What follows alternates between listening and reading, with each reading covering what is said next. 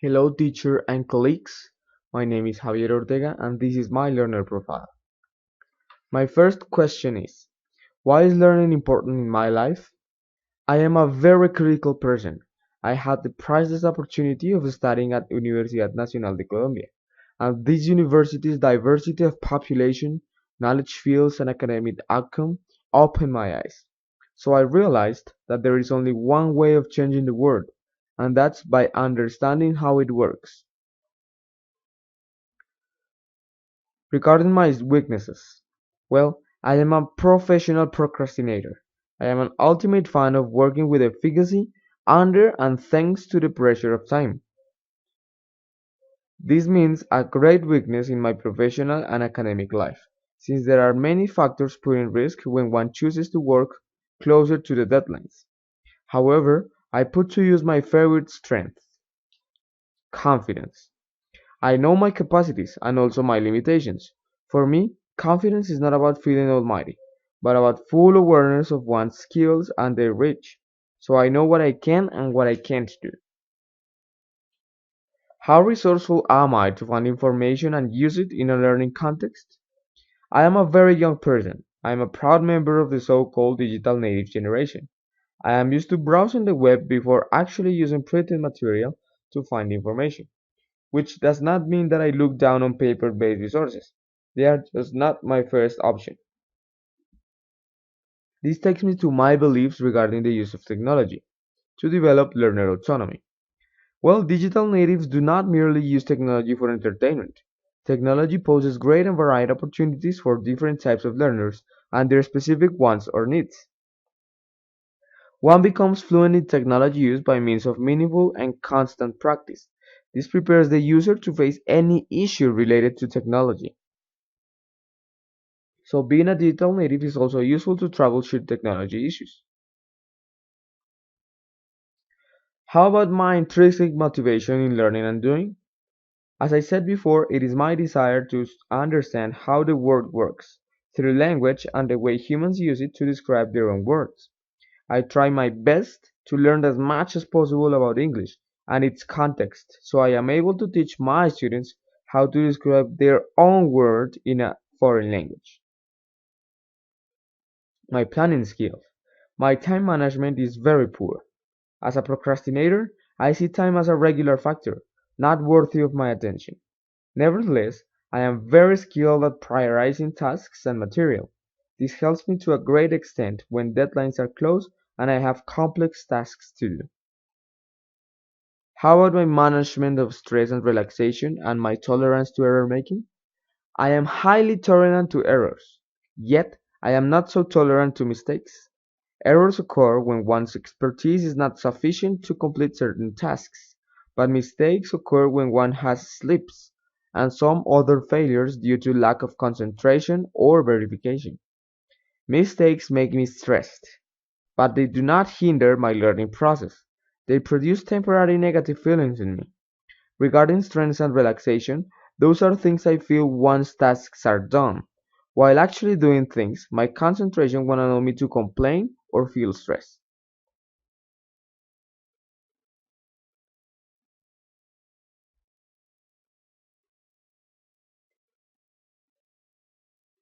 Now, how good am I for troubleshooting? I am keen on external feedback as a tool for monitoring my processes. It is like having someone proofread your papers before handing them in. Sometimes you become, and you should become, so tainted with the topic you're working on that it soaks your troubleshooting lens, so you can't really tell whether there are mistakes or not. Am I competent to work in groups with others? How good is my productivity and leadership? I see myself as a contributor rather than a leader. I am fond of providing ideas and helping others' ideas become products or facts.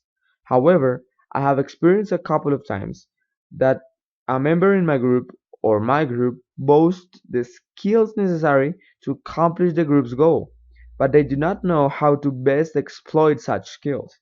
This situation triggers periods in which I become a leader, guiding the group towards our objective and taking advantage of all the available skills and resources. Do I believe in success? Every process I undertake has an implicit goal set: get the task done. Regardless procrastination and self-confidence, getting tasks done is possible thanks to efficacious selection and use of materials. Being a digital native has made me assertive for this selection, so the road to success is lit for me. What about my beliefs regarding the goal setting theory? Well, according to Shank, specific proximate goals produce greater motivation than distant and general ones. By setting achievable goals, I will feel more confident about my skills, and this will boost my eagerness towards learning and broadening my horizons. It is time now to move on to the rational and see what experts have said related to my learner profile. We should start by defining autonomy and self-directedness. Those terms are being linked closely these days. Learner autonomy, according to Halleck, grants the learner the ability to take charge of his own learning. Dickinson defines self-directed learning as a state in which the learner is fully responsible of his learning process. So, what is the difference? Only by nourishing our concepts with appealing literature are we able to have a clear view on this. Noonan states that autonomy is a temporary attitude in learners that is triggered by the functioning of several different variables such as the learner's background, context, or personality. Little adds to the discussion that autonomy is the outcome of learners' capacity to detach, reflect critically, make decisions, and act independently, whereas Halleck argues that autonomous learners are those who assume responsibility for determining their context, the rhythm, the method, and the pace of their learning. They are also in charge of monitoring and evaluating its outcomes. On top of that, Rothwell and Sentening define a self-directed learner as the one in charge of finding skills and information to carry out his own goals. Frank Pajares states that self-directedness is a behavior which is natural in individuals. According to him, people plan courses and consequences of actions, and they set goals to motivate and regulate their activities. Even after tackling all these definitions, we might not have a clear view or a definite difference drawn between autonomy and self-directedness. What is the learner supposed to detach from? What is the exact meaning of being fully responsible or taking charge of your own learning? Dickinson's take is that self-directed learning is a step on the path towards autonomy. Even if the learner is in charge of making the decisions for the learning process, he might as well seek for professional advice or guidance, and this act is neglected by most definitions of learner autonomy. Benson supports this argument from a different perspective by stating that self-directed professional development and willingness to change are attributes that define an autonomous teacher. Taking into account the aforementioned literature, I am certain that I am not an autonomous learner. Yet, enrolling in this master's program has triggered a self-directed learning behavior in me, which, if undertaken properly, will pave my path towards autonomy. Accordingly, I am to follow the self-directed path towards autonomy. On my way, I will experience the non-permanent periods of autonomy as presented by Newton. My challenge is to design goals that are specific, difficult but attainable, as presented by Bandura, and then I need to seek feedback on my goal attainment to monitor my progress, as presented by Lunenburg. This takes me to draw an autonomous learning plan. An autonomous learner makes decisions in favor of his learning, setting goals and addressing his weaknesses and exploring his skills. This is my plan for becoming an autonomous learner.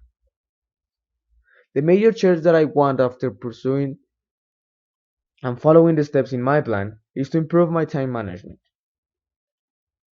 Why do I want this? Because I want to have more hours of sleep before my classes start on Saturday. I also want to share quality time with my beloved ones instead of missing entire weekends with them because of my procrastination. I want to have more time to prepare my papers. I want to gain more knowledge and than what is actually expected when I write my papers. And I want to improve the grades that I obtain in my graduate program. How and what I am going to do to achieve my purposes. First, I'm going to establish constant sleep hours and constant and specific reading hours. I will also read timely the syllabuses of the different subjects that I study, and I will start tasks and assignments on the very same day they are set. I will also find related literature beyond the suggested by teachers in order to become more of an expert. And I will improve the efficacy and I will take advantage of the time I have at my workplace to mark my students' tasks. This way, I won't have to bring all the work home and occupy my time for the master's program. All these activities should be done daily or weekly, depending on the frequency of classes or assigned tasks. What I expect from this plan is to stop working overnight, so I will be more energetic during my days. I also want to nourish my affective needs with my beloved one's company. Those are the outcomes that I expect in my personal life. What about my academic and professional life? Well, I want to have better grades. I also want to produce high quality papers. I want to improve the marking of my students' work, and I want to be more detailed and also to pay more attention to their needs. And I also expect that I can give my students excellent feedback with suggestions for improvement.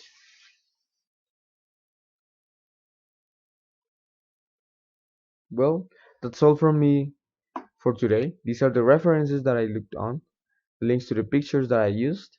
I hope you found my presentation useful and appealing.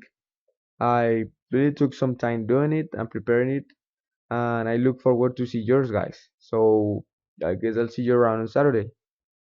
Thanks for everything. Bye.